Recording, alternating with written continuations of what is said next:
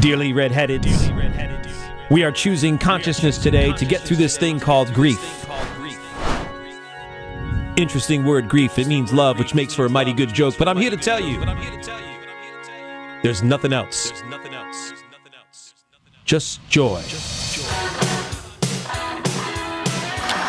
And if the big picture tends to bring you down, go crazy once your life goes. Woo!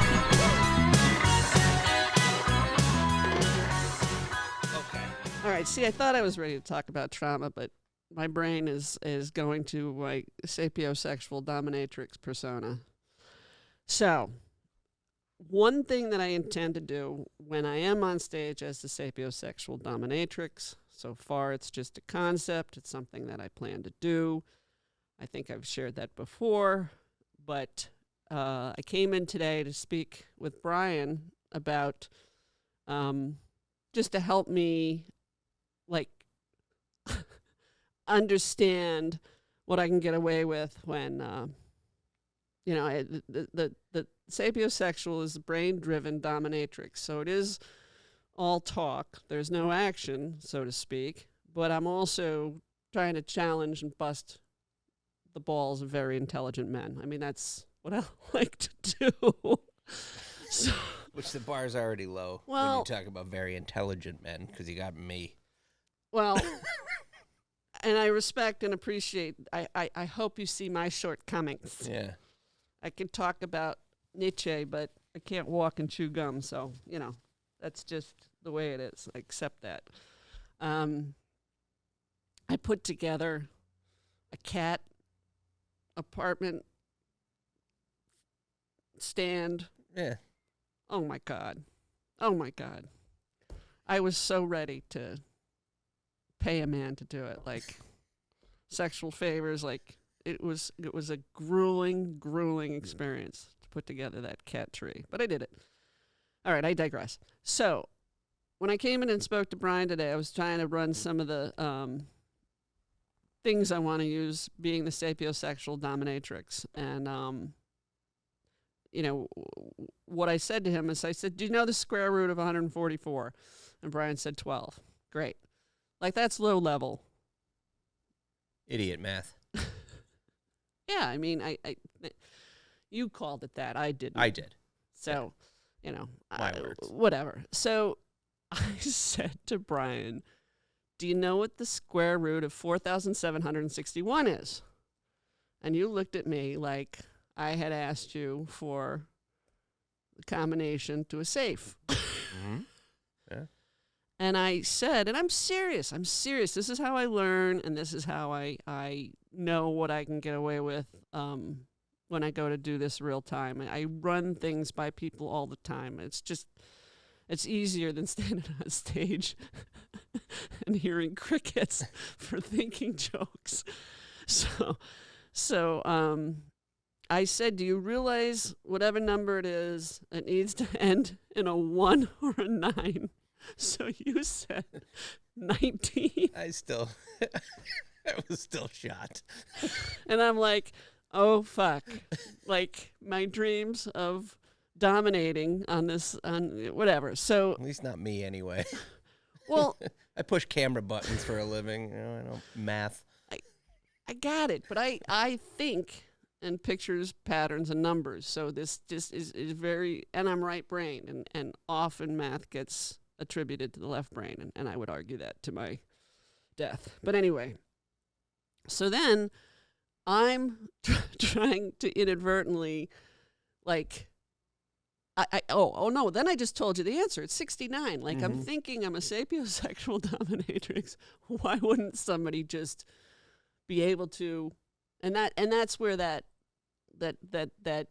fifth dimension, sixth dimension, seventh, eighth dimension thing comes in, where I know I'm, smoking the green, and I know it's a lofty ask.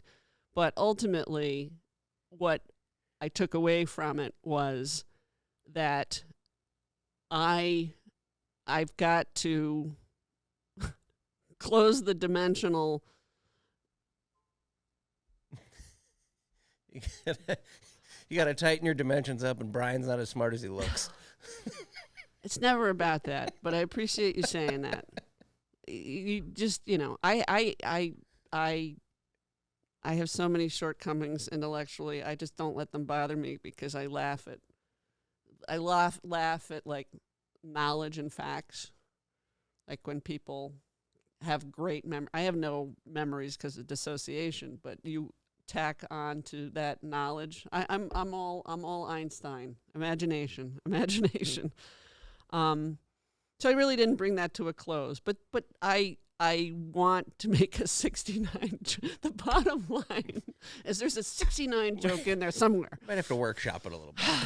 Yes, and not at Wisecrackers where I can't say cunt. Fucking cunts. All right.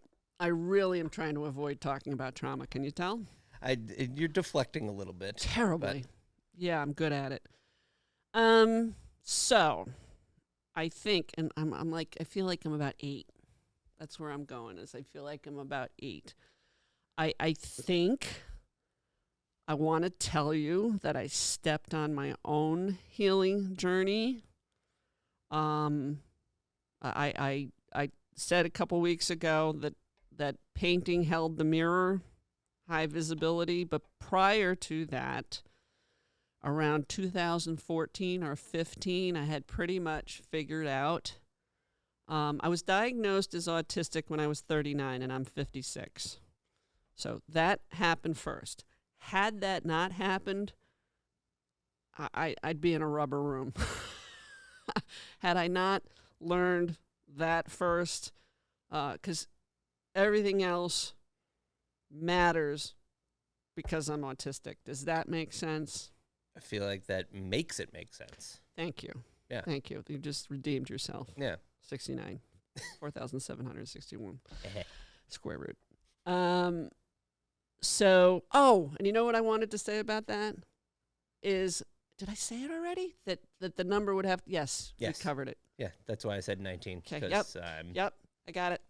Got it. Good. So, huh? I said back to you. Yeah, back, but the phonetics kicking in. It's interesting to have this on tape. So, I had figured out, so I was 39, I got an informal diagnosis. I basically said, I had been working with somebody off and on.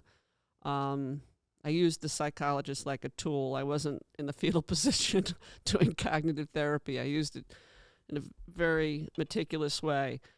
So once I understood that, then by 2014-15, I had figured out I had complex post-traumatic stress disorder. And along the way, I was asking this individual, a man, I would say, I'm nothing else, right? I'm not narcissistic. I'm not this. I'm not that. I just was very interested in figuring out what I was because I figured then everything else would make sense. So I started on that journey, and my CPST, see, it's hard for me to even say those initials. I'm just trying to explain myself. It's hard to even say that and try to think in pictures and speak with y'all.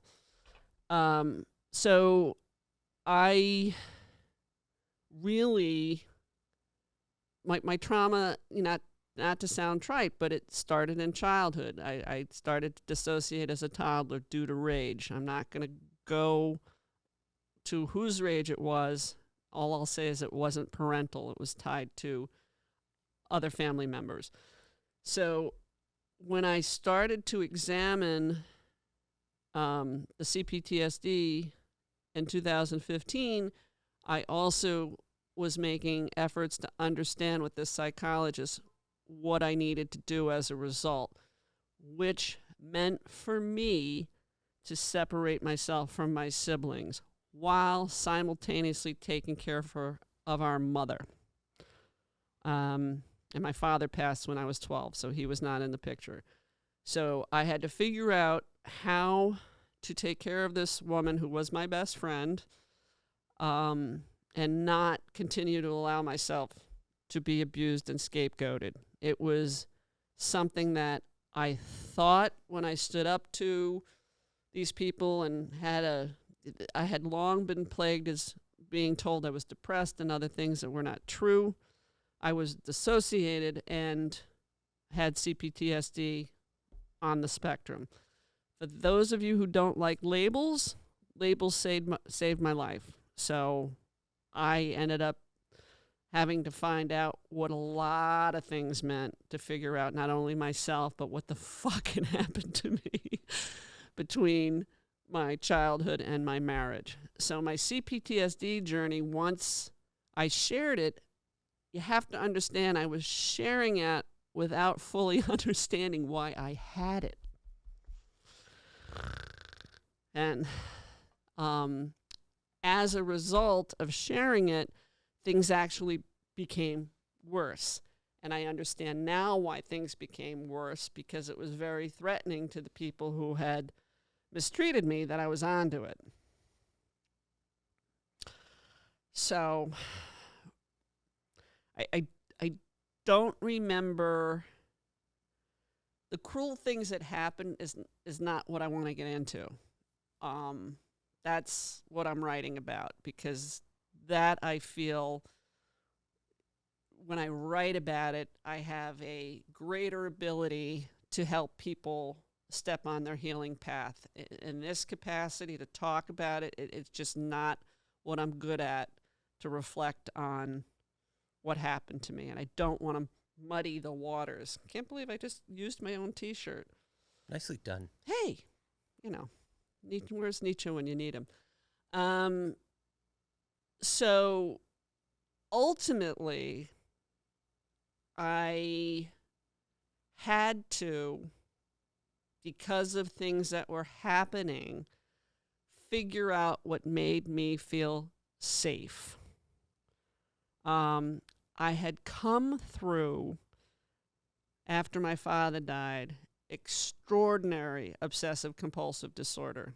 I would lose, say, an hour and a half a day. Rituals, things that I would put myself through.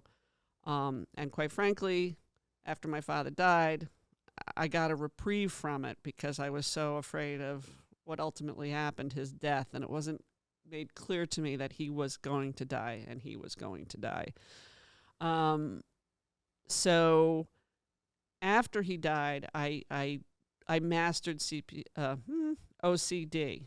So now I'm trying to master CPTSD, and I found that the brain, there was some real similar shit going on. So I had to, in the case of CPTSD, figure out how to be safe. And I was living with my mom on 6 acres of property in a very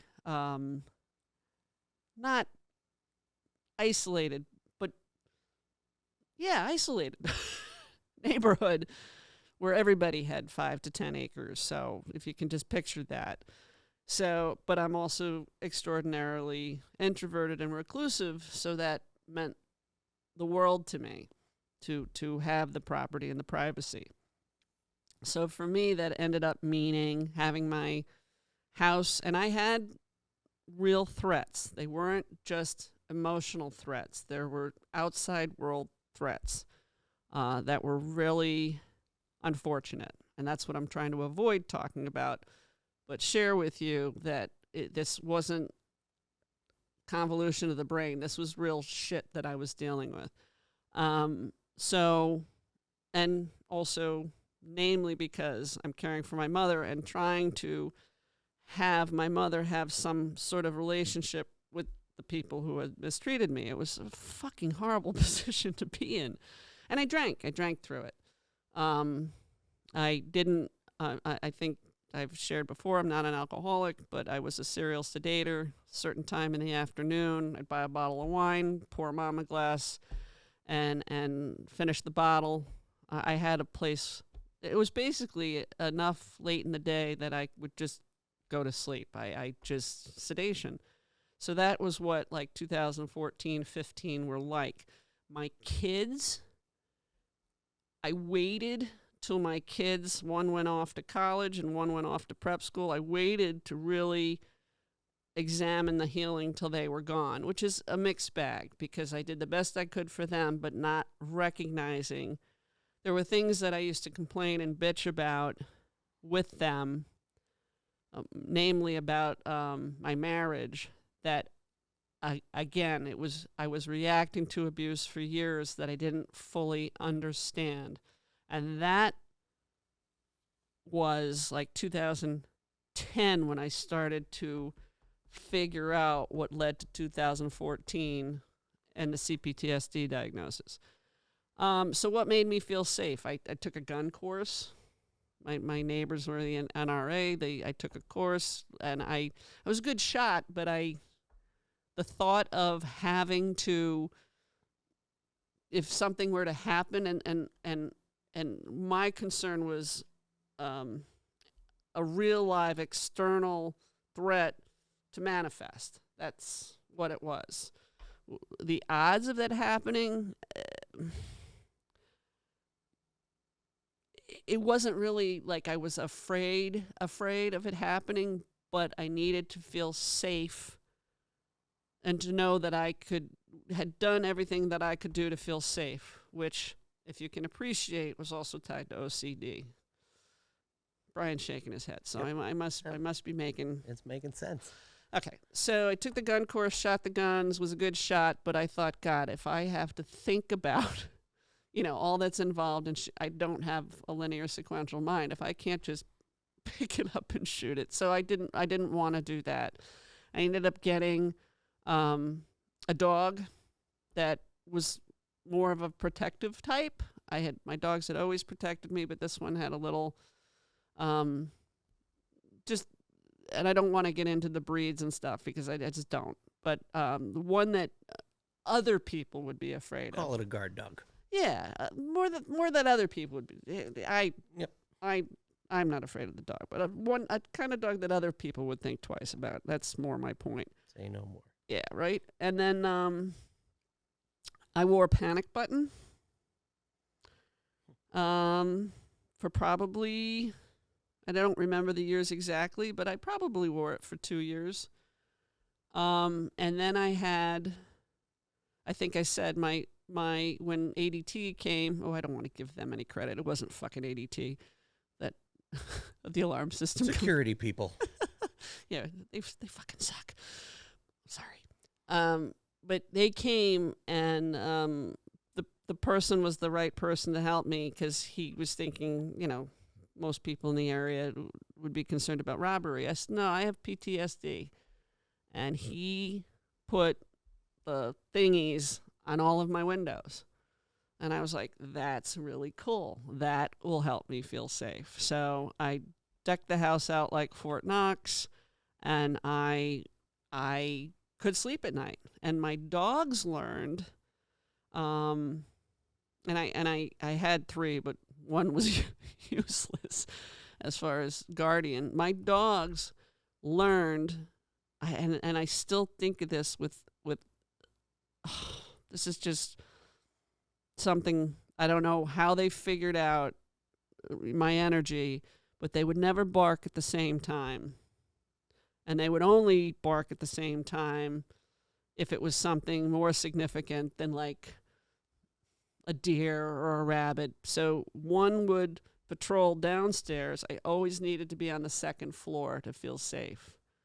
I would always make the house dark and go to the second floor so I could see out. And again, pitch black on 6 acres. Just telling you what I did. And the other dog would stay in bed with me, and if he knew, I guess they knew because I would be awake, and I would shut the TV off and listen. So they figured out that we all had to listen. That's probably it. So he would just put his head on my chest so I could sleep because I knew he was there. So these 2 dogs, man, they're still with me. They're just, now that my mom's gone, they bust my balls all the time because I have more attention for them. They kind of own me. But yeah, so that's how I did it. And then eventually I took the panic button off. Never gave up the alarm because why would I? And then when my mom passed, I didn't regress. I had times where I did regress. The December before the May that my mom died, but that's tied to stuff I'm going to believe for the book, because it just gets too hard to talk about.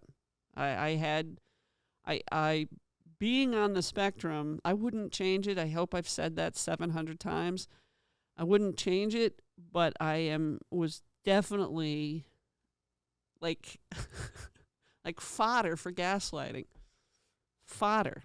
And I think I had a friend of mine the other day. I've known him 40 years, and he did something with humor.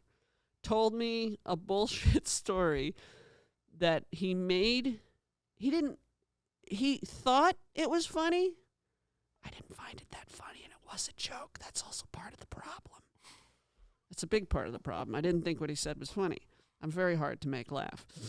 Anyway, so he told me a story. I'm not going to tell the story, but I bought it because I had no reason not to buy it, because he told me it was true. And then later, subsequently, he told me it was all bullshit. And I was like, fuck, I've known you 40 fucking years. I can't believe that neurotypical people still do that to me with such vigor and think it's fucking funny. And then I realize it happens a lot. It happens a lot. And I recognize how I was such a candidate, especially with my extreme sense of humor, for other people getting back at me that way. Doesn't mean I didn't get even. So he's on a special list. So with this woman out of Denver, she has me talking about CPTSD, and I would say it doesn't. I've moved. I still do things for safety. I have some very strategic things that I knew to look for when I bought my house, but I'm not going to tell you those. I just, you just know what the brain can overcome and what the brain can't overcome. And it is this litany of, it's like second nature at this point. And I know how many women have, and men, got to remember the boys, more women have CPTSD than men have PTSD because of domestic violence and covert abuse. I do know that. But I think when we separate from gender, we forget that, it works both ways. And I never, ever, ever wanted to. I actually think men tolerating abuse sort of led to then women tolerating abuse in the cycle of covert abuse. And that's the kind of stuff that I love to talk about with somebody else and banter it, because it's hard to, this island that I live on, this vacuum, it's a great place, but it doesn't really, I gotta write this shit down. I gotta write this shit down. I gotta talk about how dissociated we are as a culture and society and community. It's hard, though. There's a lot of shame that comes with it. There's some self-sabotage that comes with it. There's a lot of 3D. I'm really a person much more comfortable having a 5D perspective, so this stuff is hard. It's hard, but I'm doing it. I'm committed to sparing grief and inciting joy. Joy's the tough one for me. That's what I want to sedate. That's what's so hard for me to feel. I have a real funky relationship with joy. Clearly, if I can stand on stage and let that happen. Oh, vey. Anything you want to add? Why is that with joy? What's the reason behind that? Does it come from like the PTSD side? Yeah, it comes from not bringing the people who were the people who were supposed to love and take care of me. I brought them so little joy. I brought them jealousy, and I brought them, so anytime my joy, the things that have been said to me and done because of my joy, like you're numb. A litany of people ready to, I'm trying to think of something quick, but I think that's why I have such an extreme sense of humor and an extreme sexual sense of humor, because there's certain things when you go to an extreme, it's fucking funny. You know what I mean? Even though it can be made funny. It may not be funny, haha, but it's relatable on that. Well, it's on that trauma level. Yeah. And that shit's funny. It's horrible, but it's funny. Right.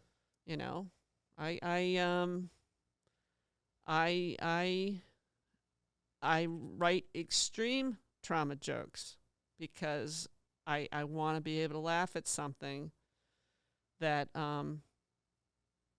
isn't funny. There's and that's my relationship with joy. Like when I experience joy and I sedate it, I know what I'm doing, because that's the only thing I want to sedate.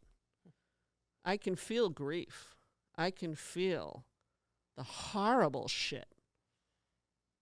But you give me joy, and it doesn't mean I'm not joyous. It's totally... Two different things. Huh? Two different things. Yeah. And there was another, let me just think for a second, because there was another way, because I was asked this last night, and there was another way that I put it. Let me see if I can come up with that.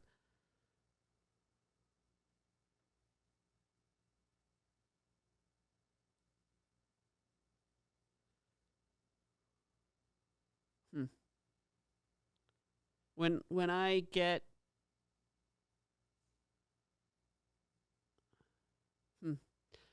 Nah, it's not synthesized. We'll come back to that one. Well, yeah, it's hard because I have a great, I wouldn't change the way I can synthesize for anything, but it just, this podcasting is very left-brained. Thank you for listening and supporting Natural Born Redhead. If you follow the bouncing balls, please like and subscribe. If you know someone interested in sparing others grief and inciting joy, message me on Facebook or reach out via my website, Natural Born Redhead. J-Ma.